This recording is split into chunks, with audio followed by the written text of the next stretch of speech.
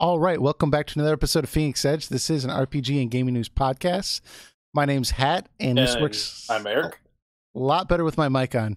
We've been having some technical difficulties here, so we apologize about that. Maybe you tuned into our previous 1 minute long stream, but hopefully this one's a keeper. So today we are going to be talking about the new Sakaguchi game that was announced for Apple Arcade. It actually sounds cooler than it looks. And then in addition to that, we also have Google Stadia and then Atari VCS, as well as a question from one of our listeners regarding the price of gaming. Eric, do you have the audio up? I can hear myself on your end. I might. Okay. So basically around these topics, Google Stadia, that's the new streaming service that Google was talking about. It actually looks pretty cool. Atari VCS, they've announced that another setback or delay to upgrade their hardware. And then Sodawan's question is more around the fact that we're willing to pay so much money for, movies and other forms of entertainment.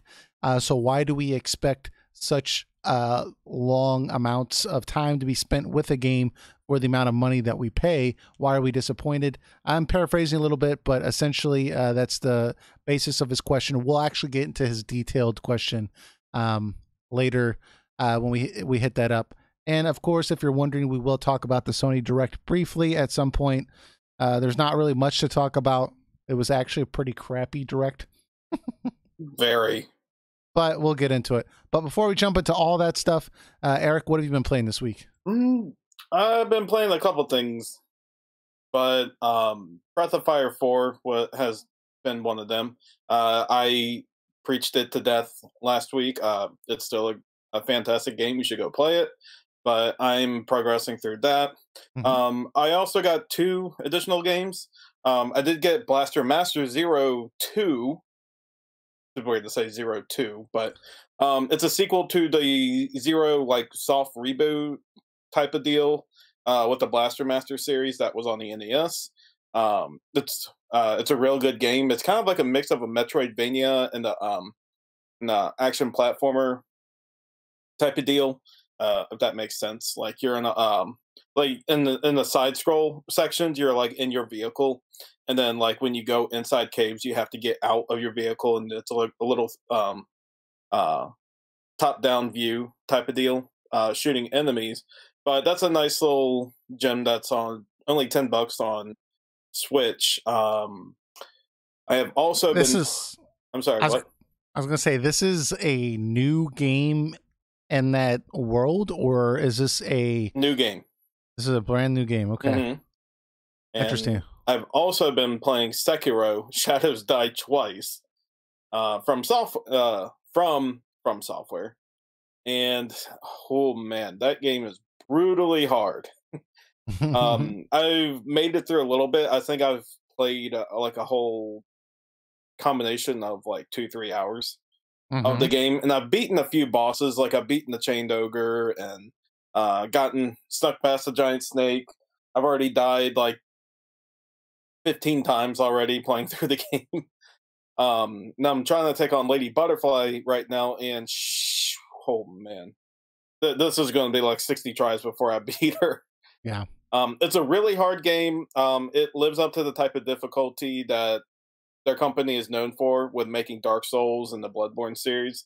So sure, if you're into those type of games, Sekiro is just as a good game as they are. It looks beautiful. I'm watching some of the trailer work right now, and it looks really, really polished. Oh yeah, I mean the mechanics are solid. The graphics are beautiful, especially playing on a 4K TV on the PS4 Pro. Like, yeah. I'm sure it looks really like better on PC in 4K if you have the right specs for it. But what I'm playing, it's a gorgeous game. Definitely one of the best looking on PS4, without a doubt. And like I said, it's mechanically great. You get this. You got your typical, samurai sword that you use the entire game, but you also get a prosthetic arm. Where you can do a lot of different things with it. You can make it a flamethrower. You can turn it into an axe. You can have it set to use shurikens. It has like a lot of different uses, and a lot of those uses are very useful on particular boss fights. Like for example, the Chained Ogre I beat. When you eavesdrop on two men, they mention he has a weakness to fire, or he's very afraid of fire. So if you use your flamethrower on your prosthetic, he'll get scared of the fire, and he'll like get into a position where he's like vulnerable, and you can start attacking him until he goes crazy again and starts trying to attack you. So the game has a lot of strategic value. You're going to die a lot. You really need the patience for that type of deal, for the trial and error type of deal. But it feels really good when you beat a boss. So it's very, very rewarding if you do persevere. But it's not for people who don't enjoy really difficult games.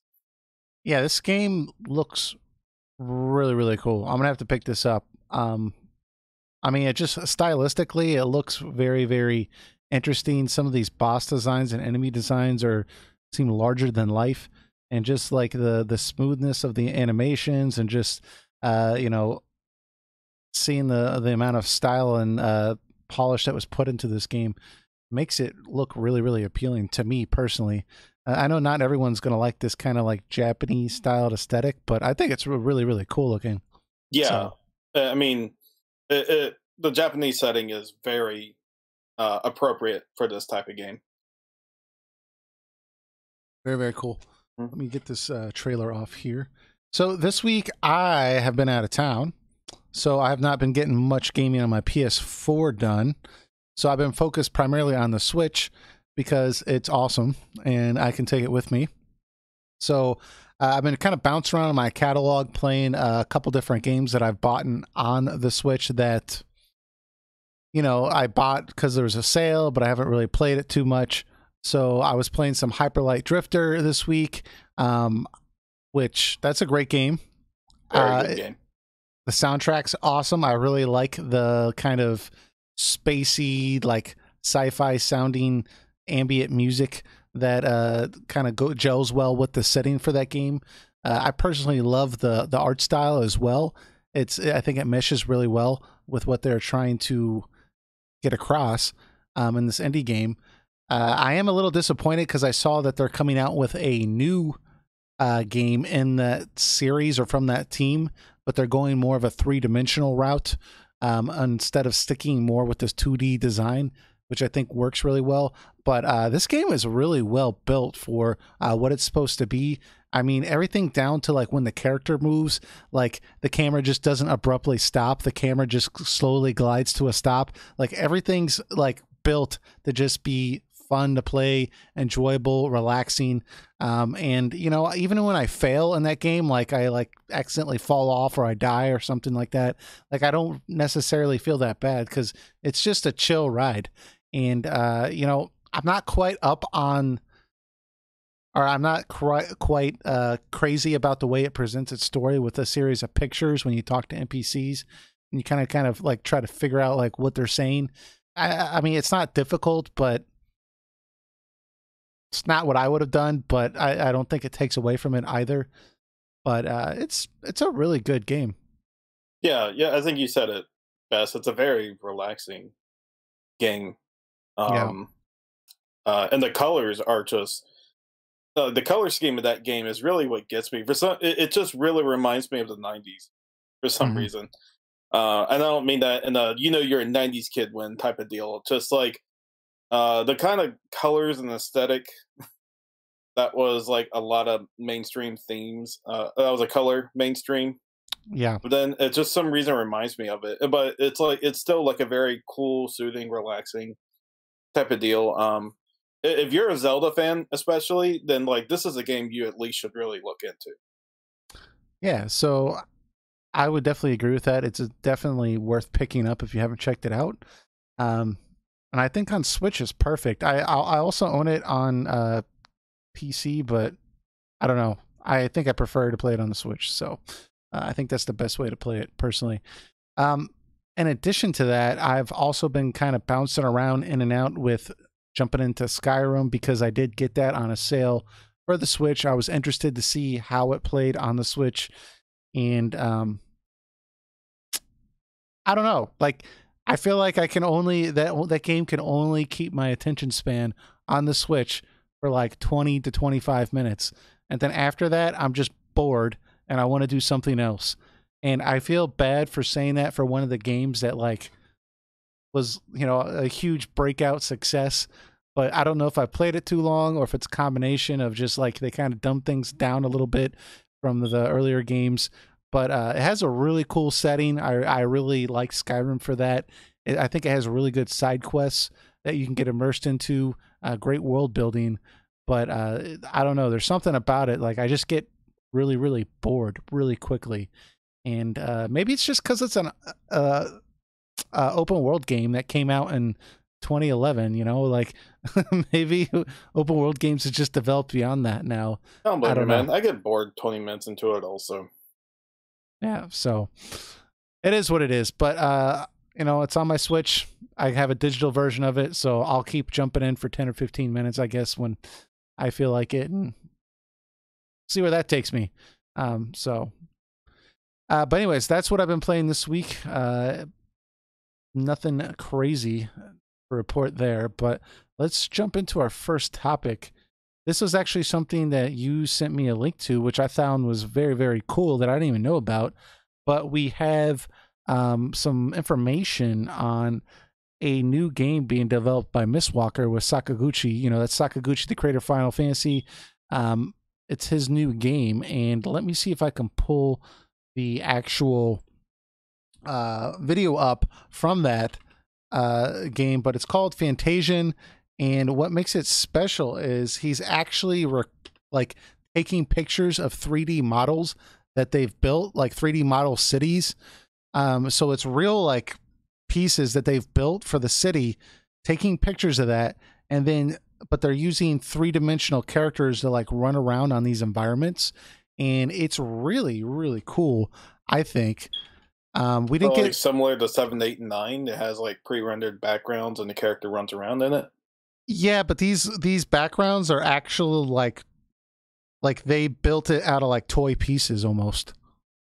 And then he Hmm. took a picture of it. So it's not like the pre-rendered backgrounds are like 3-dimensional, you know, like cities that were built on a computer. Like he actually like took time to I mean, I don't know about him personally, but his company built these like little cities and they have these characters that run around on it, and it looks like it's an RPG, but it looks like a pretty creative design. Here, I just found where it's at here. So let me pull some of this up while we're talking about it. It's a very short clip, but it is a very, very cool. So he's saying Fantasia is a game that shouldn't exist. Come on, Sakaguchi, stop talking here. Okay, so right here in this video, you can see they're building this. It's a real life model of a city that's being constructed, and then they're photographing that, and then they add 3D characters onto it, like you see right here, and it looks really, really cool. And this is going to be designed for Apple's new gaming. I don't know what you should call it.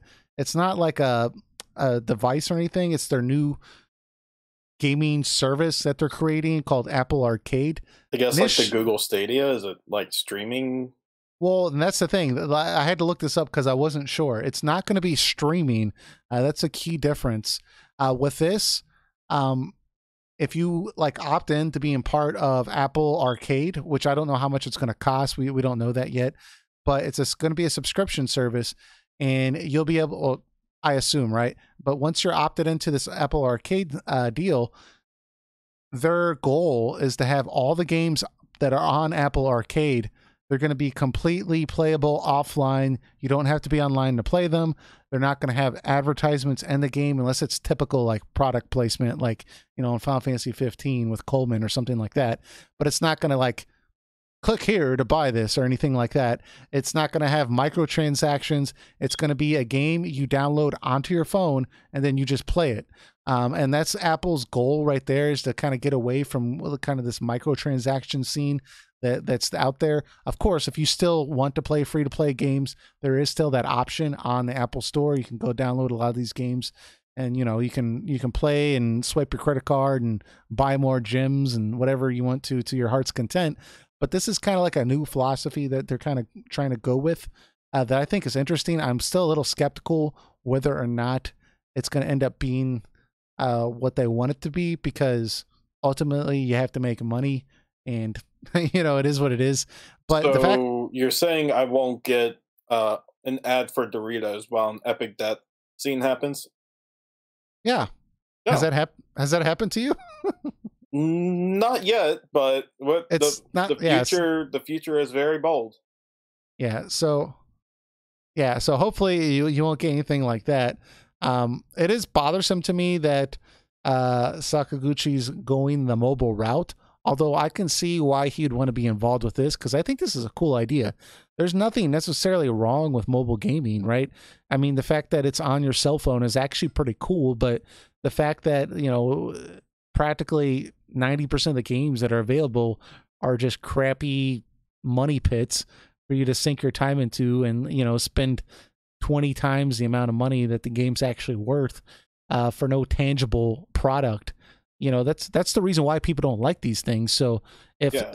you can get somebody like Sakaguchi creating not just like a mobile game, but actually a really innovative game where, like, this is something new. I've never seen anything like this before. Maybe there's another game out there that does something like it, but to actually build like actual models and then take pictures of it and then have like your characters like traveling in that environment, it's really, really cool. Sakaguchi did say like one of his big worries is how many locations they have to build for a full length game. It's kind of it sounds like one of those things you thought was a good idea until you realized that we have to physically create every single location. Oh man, this is actually going to require work. I may actually have to get out of my office. Yeah, but hey, it is what it is. But it looks really, really cool. It's called Fantasian. I do want to check it out, and I kind of am interested in this Apple Arcade. Obviously, I don't. Well, you guys don't know this, but I think Eric knows. I don't have an iPhone, so I'm kind of curious. Would this be something I could play elsewhere? I don't know. I'm sure More there'll than be likely, there will be methods. alternative ways to play it. I'm sure like their Apple TV thing, or like any streaming box or anything like that. Very likely. Well, I'm sure that the Apple Arcade, they're going to try to appeal to as many people, or try to have it as accessible as Yeah. possible. I have my doubts that they're going to make you stick to an Apple device or buy a Mac laptop for it Mm, or anything like that. I doubt that's the case. I mean, it will obviously be available on those, but I think they're going to try to find other ways to get people onto it. Because if it is a subscription based thing, then obviously you want to get as many people as possible, which means that you got to be open to uh, going outside of your territory, well, which Apple's not above doing. You can download iTunes on Windows. I mean, that's true. I will. so you could probably download that on PC also. I will say, as of right now, they're saying, I just looked this up online just to make sure.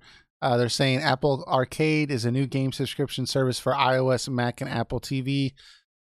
So that's confirmed as of right now. Again, like, I'm sure as time goes on, they'll open it up to other locations, like you're saying. Um, but there's already a couple of several titles that have been announced, including Fantasian, Sakaguchi's game. But it's kind of interesting some of the people that are working on this platform. I mean, we have the SimCity creator Will Wright, who's making a game for the service. Sega's making a game for the service, and apparently Apple is like basically paying for the development costs for a lot of these games. Which, when you're trying to get into a new market, that's kind of what you have to do. I mean, because if you're trying to be competitive in the game market, you have to have games that people want to play. So, Yeah. um, In terms of Sakaguchi's game, though, I really hope it's good, and I'm not against mobile in the slightest. I mhm. am against the practices that mobile does, and I wish they get out of that. Another Eden I played recently showed that like there are ways to make a fun and engaging RPG without having to make it, the free to play slot machine uh, amusement park type deal that a lot of these games feel like they are, which takes away a lot of the immersion and charm that RPGs usually are aiming for. So I'm glad another Eden showed that, but I'm hoping Sakaguchi's game here, which I think will probably be a full RPG if it's going to be released under a subscription based game. So the microtransaction type of deal may not be necessary to begin with. Not saying Hmm. they won't be in there, but they may not be as necessary as it Yeah. being free to play game on there. So I think we'll probably get a full fledged RPG out of this. But like Terra Battle was a good game, but it still had a lot of the free to play tropes.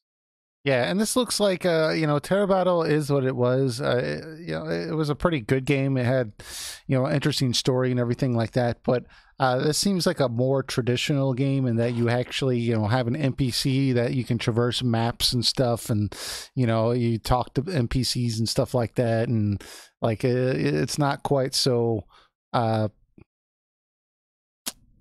card gamey. I don't know. I don't know if that's the right way I would describe Terra Battle, but it seemed very not traditional in its structure for being an RPG style game. So this Hmm. seems more traditional, which I'm a fan of.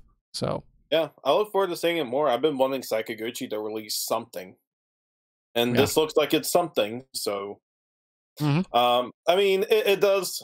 I can sympathize with people. It does suck that it's not going to be like on a console that a lot of people have, like the Switch, PS4, Xbox One, PC, stuff like that. I'm sure if it's not coming to any of those in any way, shape, or form, I'm sure the community will find a way to run the program on PC and play through it that way, Yeah, for sure. or maybe not play it at all. So I guess we'll test and see if it Sakaguchi if it's worth just being on Apple itself Yeah. instead of these So other platforms. yep. So we'll have to see. But speaking of new platforms, a lot of you probably saw Google has jumped into the game market. We were talking about this last week, I believe, and it's called the Google Stadia. And there's a lot of speculation over whether this was going to be a console. Everyone knew it was going to be a streaming type service, but there was debate whether it's going to be a console, whether it was just going to be like an app where you can just, stream games like on your PC, or like what was the extent of this? Are they actually developing their own titles? And from the presentation that we saw, there's been a lot of very mixed reactions, but I think overall I think a lot of people walked away thinking like, oh, this might actually work. I mean, we're still not quite certain. There's a lot of variables we don't know, but it seemed to me like Google actually had a vision for this thing, and like they actually invested a lot of time into making sure it actually worked. I mean, obviously, there's going to be certain segments of the world that this doesn't work for, but before we jump into this, let me just break down what it is, so that way people that don't know what this is can actually be on the same page and think about this through while we're trying to brainstorm our way through this. But essentially, it's going to be a streaming gaming experience where you can stream, basically purchase a game and stream a AAA game on your television or on your PC or your phone, or basically anything that can download an app to the device, and you can stream through that device. Any controller is supposed to work, and the idea, I think they confirmed their own controller and Xbox One are the well, confirmed controllers that work so far. okay, Likely PC controllers also, if I had to guess. okay. Well, what I initially heard was any controller would work, but if you wanted to use like a Google feature where you could say, "Hey Google, how do I get through this?" or whatever, like it would just Google it for you. But I'm glad you confirmed or were able to uh, nuance that a little bit. So only the Google controller itself Xbox controller and probably some PC controllers. But still, that's pretty cool. But I guess what makes this different is that last year, Google actually had this project where they allowed a lot of people to uh, test play uh, Assassin's Creed Odyssey and just Google Chrome on their browser, right, with their regular internet connection. They didn't need like a Google console box or anything like that. It was just, hey, open up your Google Chrome browser. We don't care about your computer specs. It doesn't matter because we're running the game on our own hardware, and we just want to see how this works. And apparently, from a lot of the people that we can see on YouTube that got a chance to play it, and not just for like 20 or 30 minutes, for like some of them for like half the game, said it ran like actually really well. Obviously it's streaming. It's not going to be as ideal as owning the game, but apparently Google has actually found a way for this to work. There's still a lot of speculation over, what kind of internet speed you're going to need for 1080p or 4K or, whatever.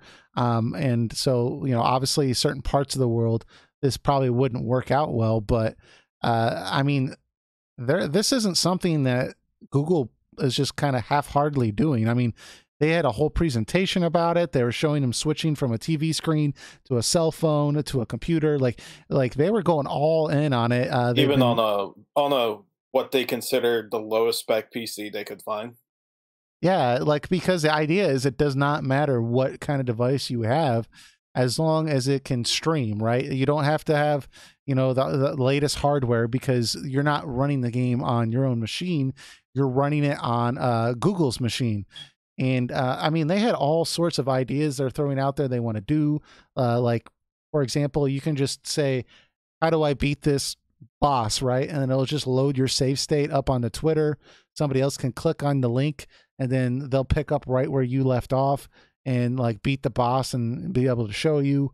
They had things where, you get done watching a YouTube video, you can just click like play now and it'll immediately launch the game in the next browser and you can start playing the game. Like, and the fact that Google has so much money and is just so knowledgeable about how to do this stuff, they own YouTube, for example. Obviously, they own the search engine Google. Like, I think a lot of people are looking at this like this just might work. I guess the only real question over whether it would or would not work is the pricing model. Like, we still don't know if this is going to be a subscription-based service or if this is going to be, something more traditional where you just buy the game and then like the app is free, or do you have to buy the app one time? We don't know. So, what do you think, Eric? The technical side of me is intrigued on how everything will work, and the player side of me don't care for. I mean, the gamer side of me, all the stuff you see back here, me love collecting things. Not a big fan of that. To our inevitable future of streaming becoming a thing. Yeah. But on the technical side, though, leave all that stuff aside. um, I think it has a lot of potential.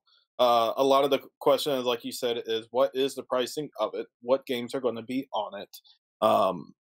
Like, are we going to be paying a subscription to play these, or do we have to pay money to access this game? How stable can it keep itself up at all times? What kind of internet do you need to run these games properly? Like, they were testing it, like say I was playing on my iPad, which has a good wireless card in it, but the way they come off is that even on something like that, it's just going to run perfectly. And right now, Netflix and doesn't even run perfectly, and that's like the number one streaming right now. So unless Google is using some kind of new technology, I'm skeptical over it. I like the pitch they were giving me. Like, I like the idea that I can get my iPad out, and if I have like a Google controller or whatever controller that is compatible to read it, like I can just play a AAA game that I usually play at home on my TV right here, like on the go. It's really the next step on everything. I love the idea of that. Right. But I don't know if Google's going to be the one to lead. I I think there's like two parts of it. Like there's the part of me that's the gamer that doesn't like this, and then there's the part of me of like from the business standpoint, like will this be successful? And I think that like they're at odds. The gamer part of me does not like this. Obviously, it's not going to be the most ideal experience. Aside from what you said, from a convenience factor, it's going to be very, very cool way to game. Just be able to have that many options. That's basically the Switch on steroids. But the fact that like it's not the ideal experience. I don't own the game. Blah blah blah. But at the same time, like I don't think that gamers necessarily need like the ultimate experience, right? The best resolution, like the best, frame rate for it to be successful. I mean, people already are buying the Switch like crazy, and that games that play on that undocked are like playing at like 720. Like that is not 4K. Like so the idea that like if this even gets in the ballpark, but it's not as good as like a PS4 Pro, I think it'll still do fine. Like Well, it already can do double the teraflops of both a PS4 Pro and mhm, Xbox One X. sure. So, and if we're going by ideally what they said, then it will be significant to both the PS4 and the Xbox One, Well, and to an extent to PC.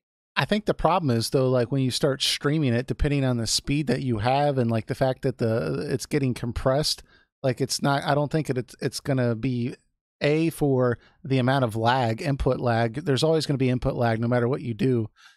They can reduce a lot of it, but it's still going to be there. And then the fact that it's being compressed, like the fact eventually it's going to come down to the point with like between a PS5 and Google Stadia, like it's probably going to look better if you just bought the game on the PS5 because you're not streaming it and you can just play it in like full 4K on your television without any lag. That's probably going to be a better experience, but you didn't spend $500 on a console. Yeah. S- On top of s- that, they didn't announce any games beyond Assassin's Creed and Doom Eternal.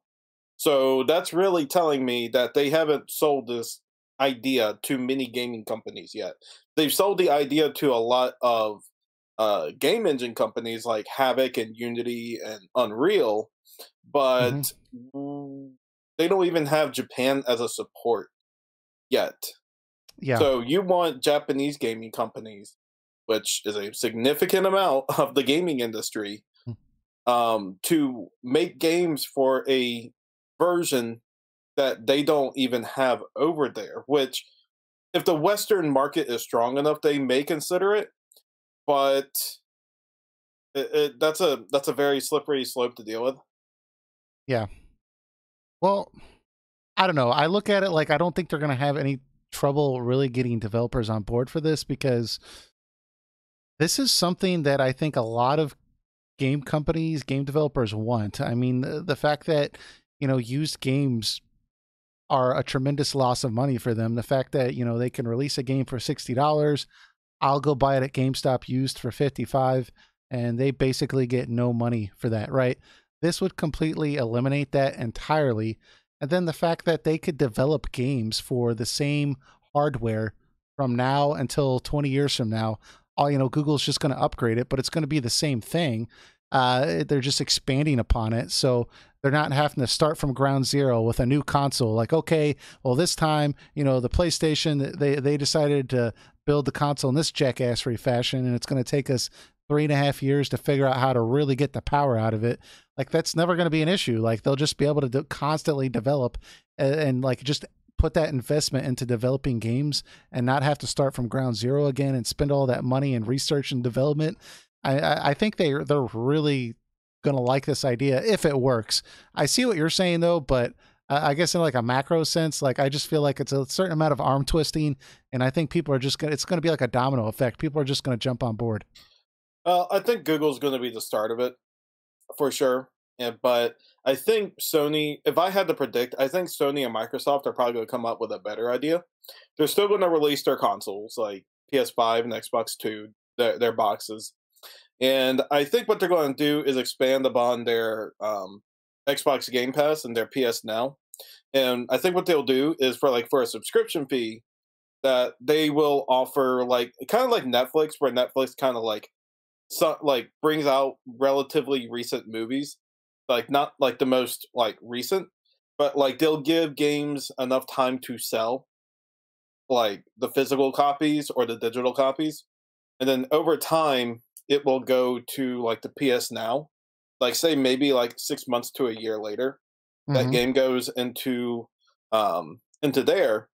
So for people who have the subscription, they can just like wait till it comes, or just be like, I'm not sure if I want to play it yet. I'll just wait till it comes on PS Now, and then you can just stream it through there on their streaming service, or have the option to download it in case you don't have great internet.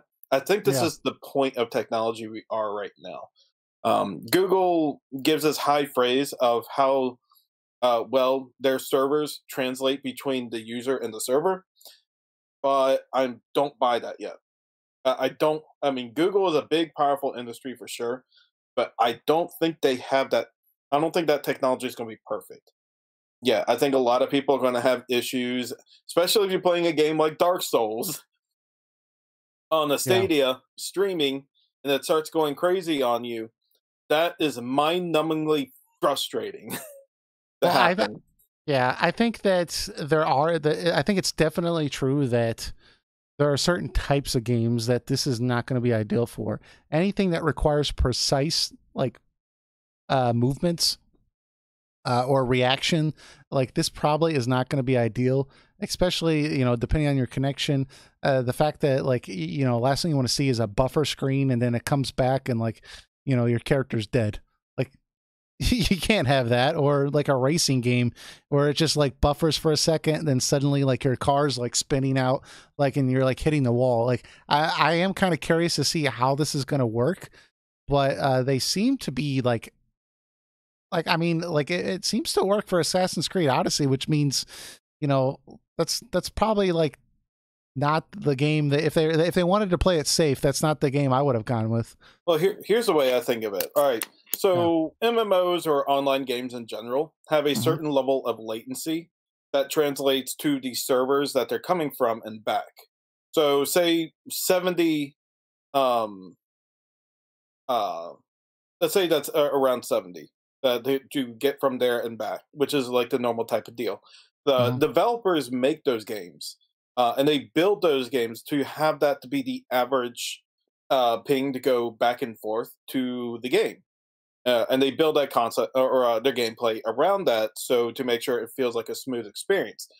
A lot of times, these offline games, these single player games that are not connected to online, don't take that into consideration. So when you're on a streaming service and you're developing, you always have to take that into consideration. Now, Sure. even for an offline game, and I don't know if developers are going to do that or they're going to do it quite yet. So that's Yeah. another thing to take in consideration. Are Google servers that good that it- it's the good. latency between or the communication between What people are doing right now is they're comparing it to what they currently already have. And what we currently already have is PC gaming. We have console gaming. Like you said, we have MMOs. So we're trying to like adapt it to that kind of framework. And obviously, we've had a similar type of service with this in the past. Because I believe Sony had some kind of streaming service, right, where yeah, you could PS now. yeah, which wasn't great. But I mean, I acknowledge all the issues that you're bringing up, and I put a question mark next to them. Like I want to know the answer to these, but at the same time, this just seems if the pricing model is correct and the games run, let's say 85% as well as they do on console, to me this is going to be a blowout. The fact that any Joe Schmo can choose to play the game 85% of the quality for free, basically, besides the cost of the game, or they could spend $500 on a brand new console. Most people, not you and me, but most people are going to choose to play the game 85% of the quality on their crappy PC they bought 7 years ago, then go spend, all this money on a 4K television and like a new console. Like to me, this is going to take over. It might not take over like immediately, but I just think that, like, especially with Google and the amount of advertisement power they have through YouTube, and the ideas that they have of letting you just pick up the game right from YouTube. I mean, YouTube already has a lot of its own shows on there. I'm sure they're going to put that into the framework for the app and everything like that. Like, I have a lot of technical questions about how this is going to work, and like, but it seems like they're attracting big developers. This doesn't seem like it's only retro games or like anything like that, or small scale games. Like, it seems like they're actually attracting big names to develop for this. So I guess it's going to come down to pricing. Like you said, the technical capability.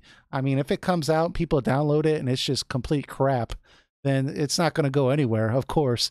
But I think as long as it's decent, if the app is free, you just have to pay for the game. I don't see any way, and there's good games. Like, I don't see any way this would not be successful. I just don't. But I do agree with you. Like, there's so many technical questions and ways for this to go wrong, and there are certain genres this just will not work for. And I like, people have been kind of talking about, well, we can have online, shooters where we have 1,000 people, 1,000 people competing against each other. This is not going to be good for that. This won't be good for that. There's going to be input lag. I would much rather play that on my computer than where I have the game installed on my own computer, and then all I'm streaming is other players. I don't want to have to also stream the game itself and that component. Like, that's not going to be good for that. Like, well, if they allow crossplay for this and somebody plays this on their PC, you're going to get mopped. Like, I don't know the input lag, but like, I would imagine that for very precise movements like that, this is going to be an issue. But I think for a lot of games, this is going to work. Just like on the Switch, there's certain games that, are not suitable for the Switch necessarily, but there's a lot of games that you don't mind playing in 720p when you pull it off the dock. It doesn't bother you. It works. So, I mean, if it's priced right, I think this is going to, like, just really make a stand in the gaming scene. But if it's what they advertise, then I'll gladly look into it. But I mean, we've seen this before. People, try to sell you heaven itself, and it's almost nothing like it appears to be. I don't mean to sound too cynical on it, because I honestly hope it's as great as they say it is, despite my already biased against it since I'm a physical collector. Yeah. But I mean, I like the idea for like smaller title games for sure. So I guess we'll just have to see where it goes from there. Like I said, right now it's got no games to play, and it also has a. I don't know if you saw this in the presentation, but they said there's a feature, like if you're watching like a streamer, like if I'm playing, if I'm playing any game right now and I beat a boss, and you're like, "Wow, I want to play the game from there." I want to play it from there now. You can get the game, and the game will progress from right there, from where the streamer left off. So the first thing that popped in my mind is, there's no way people are not going to use it the way Google is showing it here. People are so going to cheat. Like a Dark Souls game, a boss you can't beat. The streamer beats the boss, and then you just pick up where they left off. You pick up where they left off right there. No, you didn't have to beat that boss. I'm like, this is going to be exploited so badly. Yeah, and that's another reason why I don't think I'm going to appreciate this or like this, but that doesn't tell me it won't be successful either. So, and I don't think you're saying it either. We have some comments. We saw Doom Guy says, I could see certain publishers putting their games exclusively on Stadia for the PC version to avoid piracy of their games. If the game only exists on Google's server, it'll be much harder to pirate it. That's definitely something that's probably attracting a lot of game developers. Heon says, given that input lag wasn't an issue playing Demon Souls on PS Now on the Vita, I imagine Google, with their infrastructure, I can't imagine input lag will be an issue unless your internet is crap or if you live far away from the server sites. but losing concrete ownership of the game is a big minus. Yeah, and I think that's the biggest thing, Ian, is like I think like if you live within the vicinity of the server, whatever, however close you need to be, um, you'll probably be fine. But I think a lot of people feel like, hey, like I have a hard time streaming Netflix.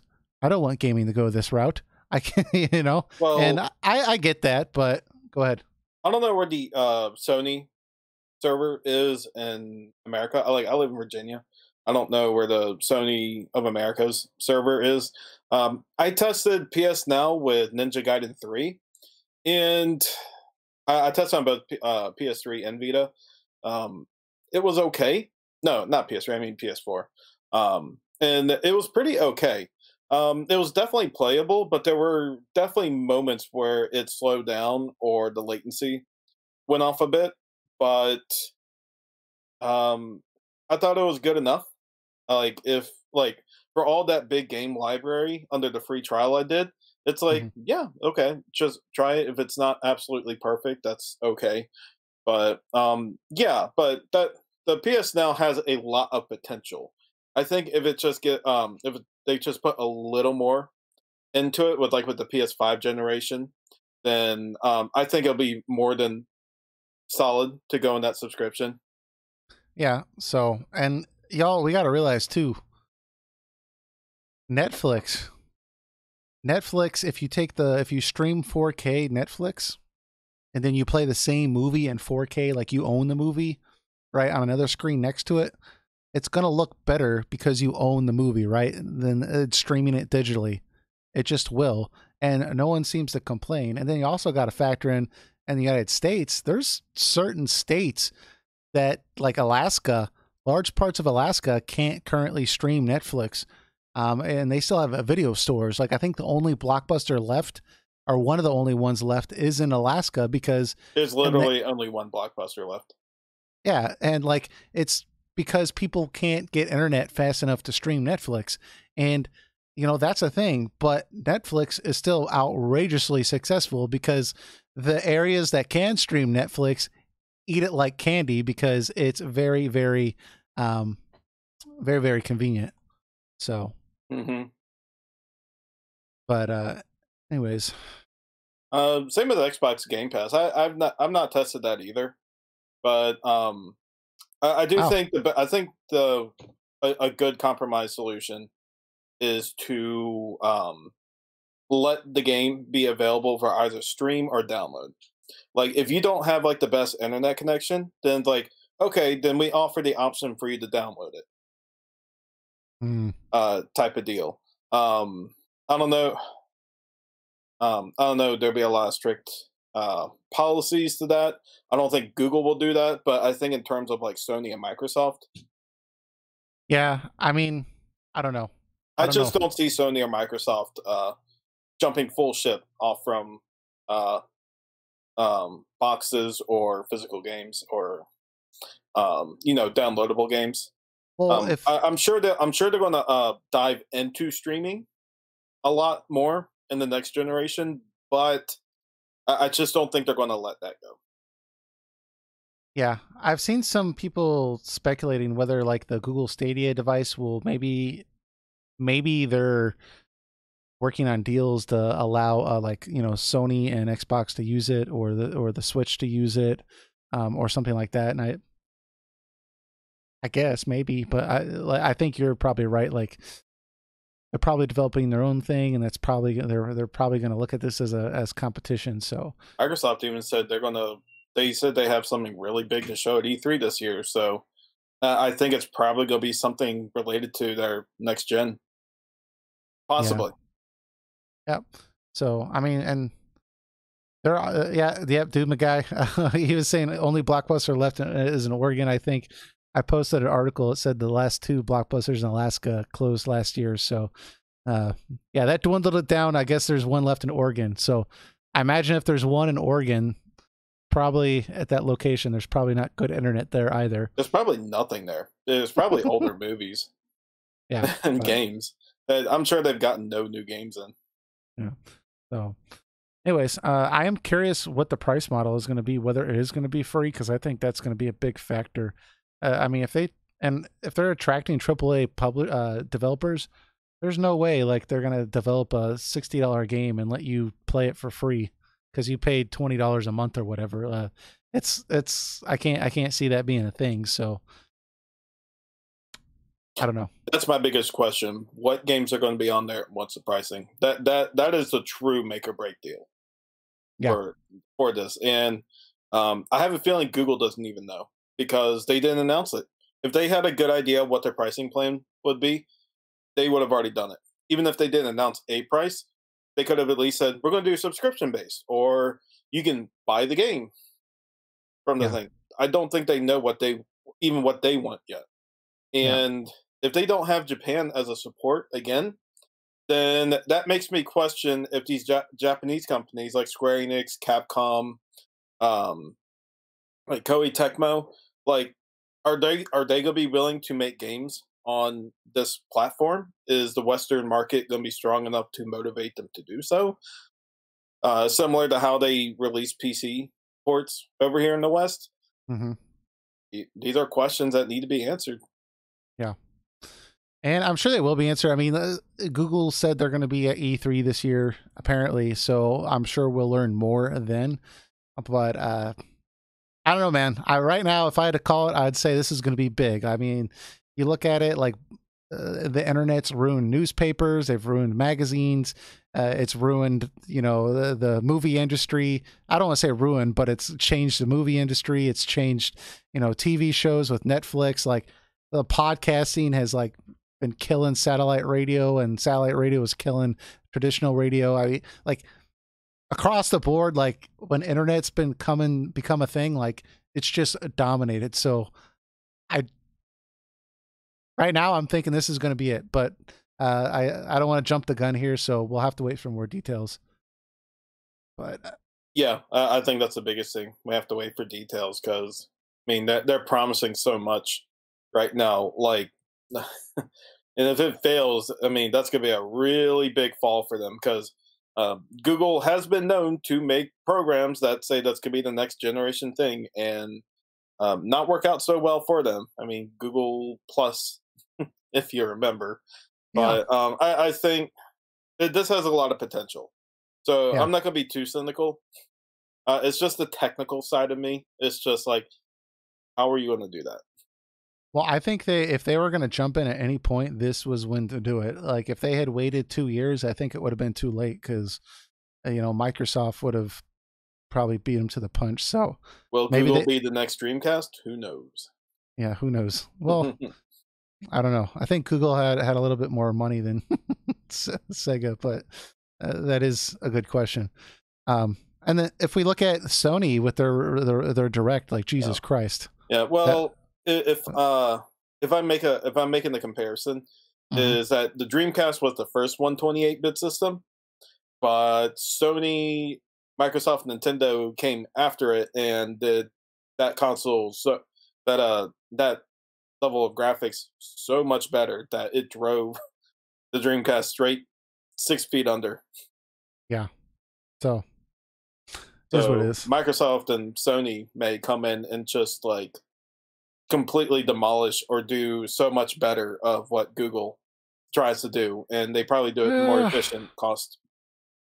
But like it doesn't have to be exactly like that, but Yeah, the but way how they structure mhm. how the convenience of the games get to you may be better. I look at it like this, right? Google tried to compete with Amazon by coming out with their own little like device that you could stream stuff on, and guess what Amazon did? They said, "Fine, if you want to compete with us, we're not going to sell it on Amazon." That thing disappeared. Google owns the search engine Google, and they own YouTube. Like they can like marketing here is key. They can like oversaturate us with this like non-stop Google Stadia. Uh so I don't know. I mean like Well, they did sometimes buy YouTube, didn't they? well, regardless they own it. So Hmm. if they want to like promote the crap out of this, they can. And sometimes what's better doesn't succeed, right? So, but I don't know. Sony's a household name. Microsoft is a household name, I guess. I mean, they've come out with a couple consoles now. So I would say that warrants them in this business for sure. Oh yeah, They've the been marketing is going to be fantastic without a doubt. Like you said, number one search engine, number one video uploading site. after every single game trailer, they can just have a link. You want to play it right now, and even if you and me don't want to play this thing, if I just happen to randomly click on it one day because I was bored and I found myself playing Assassin's Creed Odyssey in like 5 minutes in my browser, I would be tempted to just play games like that before I bought them on my PlayStation. Well, the way they sell it, you don't even have to wait for anything. The game is supposed to immediately come up after 5 seconds. Well, I feel like According to them. I have to buy the game. So I wonder if that's only if you have the game already bought that maybe it'll do that. Maybe. I don't know. We got to find out the pricing. That's like the make or, like I said, that's a make or break of this Yeah. concept Yeah. or system they have going. Absolutely. So we'll have to see. Maybe they'll let you play the game for like 2 or 3 minutes or like a half hour for free or something. I don't know. Yeah, That would that's be what I kind was of cool. thinking. Also, maybe a free trial type of thing, and then a pop up comes and says, "You want to play this, the rest of this for such and such," and we'll give the access back to you right where you left off. Yeah. I see Daniel and Doom Guy are talking about Google Glasses. Daniel says Google Glasses will be VR compatible with Stadia. Laugh my ass off. Yeah. Well, if only you actually Google Glasses or is actually AR, not VR. Yeah. I know what you mean. Anyways. That'd be very interesting. Yeah. Well, I think he was kind of joking there too, but anyway, so kind of jump off this real quick. We don't have much to say, but Sony, they're not giving me much confidence with what they presented at their direct today. They seem to focus a lot on VR gaming. I hope that's not the route they continue. Well, I want them to continue to develop that, but I don't know if they're not. Maybe they're just focusing on that as that they think that is the future as opposed to streaming. I don't know, but and I'm just talking here. They could be doing both. I couldn't even put a NAC 3 on there. there was there's nothing to talk about in there. I mean, I can't like I just saw it a little while ago and I can't even remember what was on it. Yeah. It's like it's like stuff I've never heard. Like smaller indie games. They had a preview for Mortal Kombat 11 where it had like the 90s version of them meet their like modern selves. There's that one, and there was a bunch of VR games, but The thing, it was definitely like it I don't even know how to say it. It was just so terrible. yeah, the thing I don't understand is like they had their own like regular Sony PlayStation event earlier or later, like October-ish, I think it was last year, and they canceled it because they're like, hey, like we want to hold out and really show when we have something good. And, we're not going to be at E3 this year because, we're really holding out for a big presentation. So when they say, oh, we're going to have our own direct like Nintendo does, basically, like after you send all those signals that you're going to do something big, I think like you can't be upset when your fans expect something big because that's what you've been saying. So then when you have this thing and it's just like nonsense, like I'm not saying if you enjoyed some of the games that were presented, I'm not saying those are nonsense, but this isn't the level of like, release or announcement that I think a lot of people were wanting or hoping for. And I don't think people were necessarily wrong for expecting that, given Sony has basically been saying we're not going to be a part of anything until we have, something to present. So shame on you, Sony, for not having anything worthwhile. And I can see why you're not going to E3 if this is all you got. But I still think like a lot of that has to do with them just, a lot of the games that are in development now are probably going to come out on the PS5. I'm saying that. I know you might disagree, but I think that's probably why they're not wanting to put them out there right now. So maybe some bigger projects, but yeah. I still think the PS5 is a few years away. Well, I won't dive deeper in that. That's just my prediction overall. Yeah. Yeah. If I'm wrong, Yeah. I'm wrong, but that's just a gut feeling I have. Yeah. But moving on, though, we have some more information on the Atari VCS. So, if y'all remember, we've been covering this a little bit throughout the year. The Atari VCS is the next generation in gaming. This is probably going to take over the entire market, with Atari just really putting their foot back in the door with game. I can't keep this up. Careful, Hat. Okay. Don't be too mean, or they'll come after us. No, so Atari is Atari. It's not even the same company anymore because they've like gone into bankruptcy and someone else has bought them. But technically, legally speaking, it's the same company. They decided to get back in the console market, and so they've been creating this console. They got a lot of backers on Indiegogo. It was a big success. They had a couple $1 million in sales, and but there's been a lot of drama surrounding the console. They were showing trailers of playing games on the Atari VCS that they don't currently have contracts with. Like the game developers came out and said, like, they haven't contacted us about putting that game on there. Not that we'd have a problem with it. They just haven't contacted us about that. So it's kind of left people feeling like, oh, this is probably a scam. I don't know. And then, some really crappy interviews. Some of the interviews, like, Atari was actually blaming YouTubers for like some of the bad press they've been getting and like just being really dumb. So, but they have been making some good moves. Last year they brought on, I think is Rob Wyatt. I don't know. He was one of the people that helped to design the original Xbox. So they brought him on after people started making a bunch of complaints that the hardware for the Atari VCS was not going to be what it needed to be able to stream or play 4K games.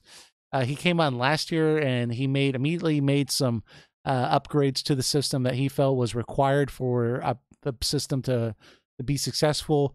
Well, Atari just announced that they're making additional upgrades to the console, which is going to delay it even further. Let me see if they're right here in this article. It says exactly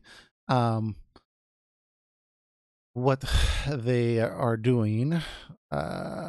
Okay, this is from Engadget.com. It says the nostalgic Atari VCS console has been delayed yet again, but at least at this time you're getting more for your money.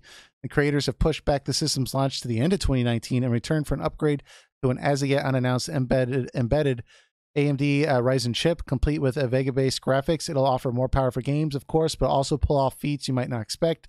And a retro box like native 4K video playback and support for protected streaming video services like Netflix.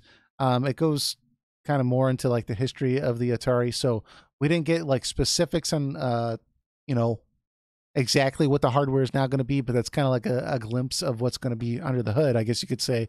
So this has kind of made a lot of people that like pre-ordered this thing and paid, I think, $200 and something, kind of upset because, they're expecting the console last year and it's been delayed twice. But you know what?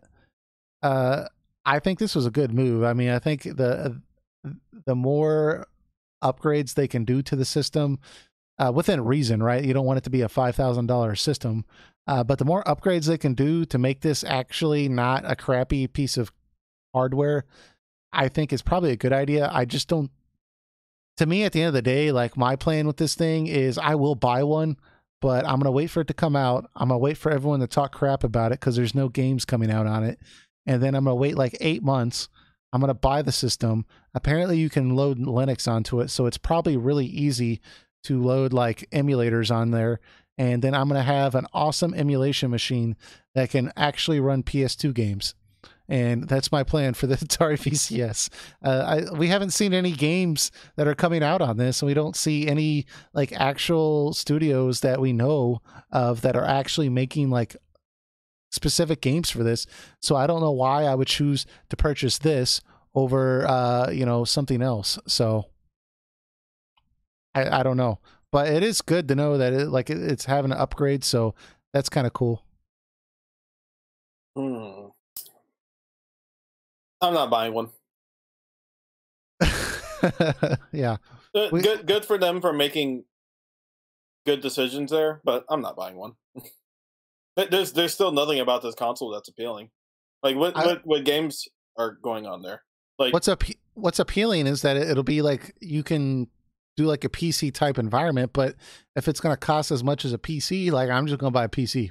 yeah, my PC can do that. Like Yeah. what do I need this little thing for? Yeah. So, like I said, once it's been like shot down so many times to where I only have to pay like $50, I might buy it then on eBay or something. I And still this, won't buy it.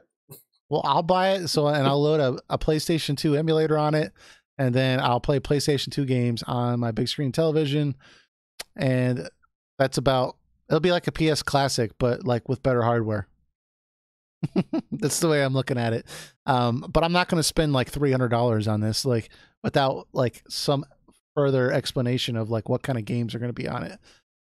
That's the only way I'll do that. I mean, we forgot to bring it up at the start of this podcast, but a Nintendo apparently has confirmed they're going to have two new like models to the Switch coming out. They're going to have a cheaper one and a more expensive one coming out possibly this summer. That was on Kotaku, so that seems pretty certain. But let's just say this: the more expensive Switch, the Switch Pro or whatever, let's say that costs as much as Atari VCS, because they'd be launching around the same time. Who in their right mind would choose to buy an Atari VCS over a Switch Pro? Well, you know the funny thing about that is, all right, so there's a Switch Pro, and then there is the version that's less powerful than the current Switch. For some, I'm actually more interested in the one that's not as strong as the normal Switch than I am the Switch Pro, because from what I read in it, the person who has the rumor says that it wouldn't be like a stretch to say that the lower version, size wise, is comparable to the Vita. So, like a smaller handheld dedicated Switch, like that's gonna be very appealing to a lot of people. I mean, a valid criticism that some people have had with the Switch is that it's very big. It's a very big device, like handheld wise. Like it Yeah. still feels good in your hand. I still love playing with it, but like compared to a 3DS or a Vita, it's like 3 times heavier than those devices. So it's nice to have like a small, comfortable feeling thing in your hand, like lightweight, small type of deal, and that's gonna be very appealing. It's gonna be appealing mostly to the younger audience for sure, but like that I think that's one that's actually surprisingly going to sell very well. Um, I'm Well, kind of intrigued in getting one myself, but I don't think I can switch off between the two devices, yeah. unless Nintendo has some plan for that. Well, I think that from what I've seen, it's kind of suggested that with the Switch Pro that, and that's just a name people are saying. It's not the actual name, probably, right? But the current base model Switch that we have would probably be phased out, and that the more expensive one would be like become the main Switch, right? And just like you said, the smaller, less expensive Switch, it's supposed to still be able to run all Switch games. It's like spec wise, but they're cheaping out on things like the vibration or like motion control and stuff like that. That Yeah, like that are not necessarily required for most games. that's the biggest So thing they mentioned was the HD rumble. yeah, You can still have a smaller screen right now, and still it'd be 720p, because that is what the handheld mode Switch is. Most mhm. games run on 720p. Yeah. So making a dedicated 720p device, um, like it works, and I can imagine the Pro being able to run 1080p, um, Well, I think that if yeah, that'd be in cool, handheld. and handheld that'd be awesome. Um, Sorry, I was just reading one of the comments.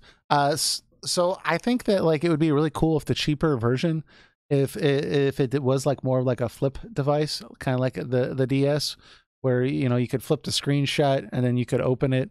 I just really like that for a handheld, and like That's one of the biggest concerns I have with taking my Switch anywhere is that screen. I'm worried about cracking the screen, if or by sitting on it, or like if I drop it or something like that. And if it could just have like a flip, screen, like I just feel like that would work a lot better. And if it, like you said, if it could play in 720 like that, and like we wouldn't have any of the vibration or possibly motion control, which is fine. I don't need the motion control. I don't use that for You can still almost. have gyro. I guess you would still need that for probably Breath of the Wild, so for certain puzzles. So, Yeah. But I don't know. I don't know how much they're trying to reduce the cost by. But if that was an option, that would definitely be tempting. Personally, I would be wanting to buy the Switch Pro though. I just would. Yeah. They already said I, that it's significantly more powerful, but it's still not as powerful as a PS4 Pro. well, I just when they say significantly more powerful, like I'm trying to understand exactly like what they mean by that, because I like if I take that at face value, that tells me that that's like a new console. And like, are you like, is there going to be games that are going to play on the Switch Pro that would not play on a regular Switch? Like, That's a good question. is it that much more powerful? To me, it has to be in the ballpark. Like, like the difference between a PS4 and a PS4 Pro, like it's there. You can notice it. Games play a little bit better, but it's not like outrageously, different. So I guess I'm curious how much better. Yeah, and if I had to guess the pricing structure, I would imagine the Switch Pro being 400, the normal Switch stays at 300, and 200 Well, for and the pure handheld. I don't know, man. I think from what I saw, people are suggesting the regular current Switch is going to be phased out. I don't know if that's true or not, but I think if they're going to go for a cheaper model, like I think they really want to get that below 200. I'm thinking like they're going to go for like that 150 range on the cheaper end, and Possible. I think Switch Pro, I think they're going to aim for like 300. Like I don't know. It is Nintendo. Like the Nintendo tax is a real thing, but I don't. They seem to do pretty well when it comes to pricing their consoles. I think so. But to me, like if you're gonna have a cheaper model of the Switch, you might as well not even walk into the ballpark. If the cheap model is going to be $200, it has to be under 200 in my opinion. You know what I kind of want to do What's that? if they allow it What's is to put my profile on, or like, all right, so I buy the Switch Pro and buy the Switch, the lower range Switch. If it's pure portable and small like this, I think I would make my Pro my dedicated um docked that? version, and then if the cloud save works like it's supposed to, and Right. then go over to my small handheld and take that out with me instead.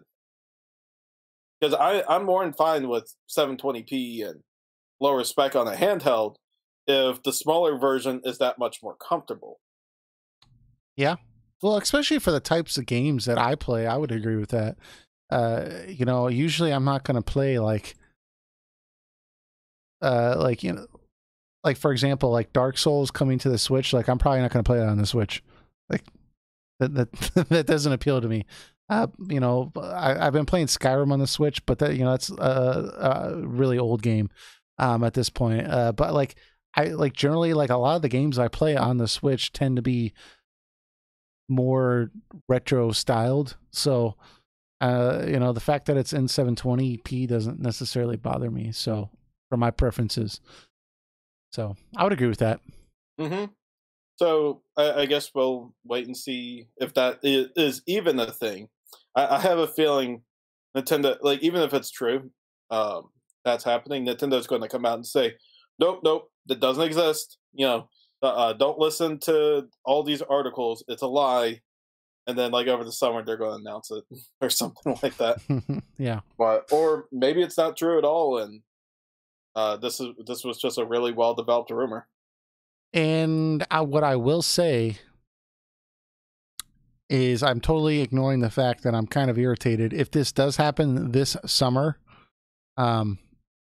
which isn't completely out of the question, given, Microsoft is looking at jumping the gun here and getting into the next generation. So they're kind of forcing everyone's hand here. You have Google Stadia doing their thing. That's putting pressure on Sony and Nintendo. It's not completely out of the question, but I am kind of irritated that, I spent however much money, I think like May last year on the Switch, and they're already going to come out with like a newer model. But I guess, I don't know, they're going to have to do whatever they feel they need to do to stay competitive. But I don't like that. I don't like that at all. I'm thinking I can give this Switch to my fiance or something, and she can play Pokemon on it. The only game she would probably play on it, but hey, it's good for something. So, but if that's true, then the Switch will ultimately go back on the wall. Yeah, but the other handhelds up there. Yep. But moving on, we got a question from Soto One last week on our Discord. If y'all are not on our Discord, there's a link in the description of the YouTube page, and it should be the audio version. Make sure you get on there, join, and that way you can chat with us about our videos and podcasts, and talk about RPGs with some of the community we have on there. But he had a very interesting question, so I'll go ahead and read it here. It says, here's a random question. Before you read that, just respond to Daniel real quick. I agree with you. It's probably for a younger, the aim is probably for the younger audience, and more accessibility with that. I agree with you. All right. Yeah, sorry about that. Continue. No, for those audio listeners, Daniel said they're probably looking for a way to replace the 3DS without making a whole separate system, but will be financially accessible to a wider audience and being similar to what they are already making. So yeah, makes sense. So Sotawani said, here's a random question. In one of the recent episodes, Hat said the latest Devil May Cry seemed like a pretty short game, but the playtime Eric mentioned was over 10 hours, I think 15. A few months ago, I played about 20 to 25 hours of Resident Evil 2 Remake before feeling like I was done with the game. To me, $60 for 20 hours of entertainment is a pretty good deal. People pay close to $20 for a 2-hour movie. Why do we complain when a game is less than 30 hours long, even without full price? Is it because we don't have fun for all those hours? In my opinion, gaming is one of the best money per time investments in terms of pure fun. On the other hand, many games, JRPGs, puts in quotations or parentheses, go the other way and are way too long. Only the best game designers in the world can make over 70 hours fun. Dragon Quest XI, for example. This isn't criticism or even a question that needs a definite answer. Just something I noticed about gaming that seems unique to it. Love the podcast. Appreciate the question and the compliment. I agree. I completely agree with them. There's context for everything. Yeah. I think a game go ahead. like Devil May Cry, or I'm sorry, Devil May Cry 5 in particular, they've been known to be 10 to 15 hour games. The thing that makes Devil May Cry 5 worth the $60 is not only it's mechanically solid, the main campaign was fun to get through, but it has lasting appeal. And lasting appeal, you're motivated to go back to levels, to do better, to unlock a bunch of all the abilities, and do all the content that is given to you in harder difficulties, or just doing like a checklist build. If you did like a completionist type of deal with Devil May Cry 5, you're easily putting in like 30 to 40 hours into the game. Yeah. And it's all substance, because I may get a game that is like 10 to 12 hours long, and I feel like I'm like kind of cheated on my $60 because the game feels so abruptly short. But then you get a game like, say, The Last of Us, and that's about a 12 to 15 hour game also. Mm-hmm. It was $60 when it came out, obviously, but there was so much substance to it. It like the journey from the start to finish just felt so good. It was such a rich 12 to 15 hour game that I felt like I got my $60 out of it. I think I would agree with what you're saying. Like, I guess the way I would respond to his question, though, and this will basically respond to what you said also, is like, I think I would look at it like on two fronts. You can look at it from like, what are you expecting? I think that's the reason why some people get disappointed, right? Is because they expect when they buy a JRPG to get 80 hours of entertainment. So, when they only get 20 hours and then they put the game down and feel like they're never going to play it again, they're like, oh, like I didn't get what I wanted for that $60. And so they feel disappointed. But when they play like Devil May Cry 5, right? And they feel like, oh, like I already know this formula. It's going to be about 12 hours, but there's going to be a lot of replayability, and I'm going to have fun during that time. You got what you expected. So it feels a little bit better. Like you're not feeling disappointed because you knew what you were getting into. I think that's one aspect of it. And I think both of you are right on the money. I think where it differs with like movies and stuff like that is like, I think there's a lot more options for people to choose to play or to watch movies, right? So like if a movie doesn't look particularly good, you don't have to go, see it in the theater for 10 or 15 or 8 or 10 or $12, however much it costs. Even then you can watch it in an IMAX theater, or you can watch it in the regular theater. You can read reviews and not watch it. Eventually it's going to come out and you can choose to rent it on Amazon, and you can watch it for $4, or you could pay for a subscription on Netflix and you could just stream it. Or if you don't even want to do a lot of that, you could just watch it on television. Eventually it's going to come out, or you could go buy it at Walmart for $20, or you could wait for it to hit the $5 bin and buy it then. I know a lot of these options, like some of them are kind of similar with video games, but at the same time, like I think just like the fact that you know what you're getting into, and the fact that like you can choose to jump in when you want. And like, I just think that like, that probably has a little bit to do with it to make it a little different, I guess. But it is a good point. Like, hey, some people will spend $20 on a brand new movie and they seem fine with it. But when they spend $25 on a game where they get, 30 hours of gameplay, they're just like, like, I don't know. Is it worth the purchase? It's like, well, no, like you got a lot of time derived out of that game, like way more than that movie. Maybe it's just the fact that we're conditioned to paying that certain price, but I think a lot of it just comes down to expectations. Like, what do you expect to get when you purchase this? And I don't know. It's a good question. Really, I mean, it's just like I said before. It's just like how much substance is to the amount of the experience, and is that worth Mm-hmm. $60? And I mean, it's a case by case basis. Some games are going to be, it's going to come off where it feels like it was worth that $60, and the next day it's just going to be like it's not. Well, I mean, case on point, I did not buy I Am Setsuna when it came out. And so I didn't pay $50 or $40 or whatever it was when it came out. I got it for $20. So when I played through it, I was like, oh, this is a great game for $20. Like I enjoyed it. I would play another game in this series. Lost Sphere came out. I paid $50 for that, and I wanted to hang myself because that was not a good purchase for me for $50. So yeah, so I guess all context does matter. What you expect, the substance of it, and again, like just how much money you're actually putting down, and what you actually expect to get out of a purchase for that amount, I think really weighs a lot with people's expectations. So, Mm-hmm. but yeah, that is a good point though. I never really thought about it. Like, it's kind of weird that like you can pay $60 for Devil May Cry 5, which like I know you said replay value, there's a lot there, but then you pay $60 for a JRPG like Dragon Quest 11 that'll easily push you over 70 hours. And it's like, man, like that's like the difference in the amount of time investment is huge.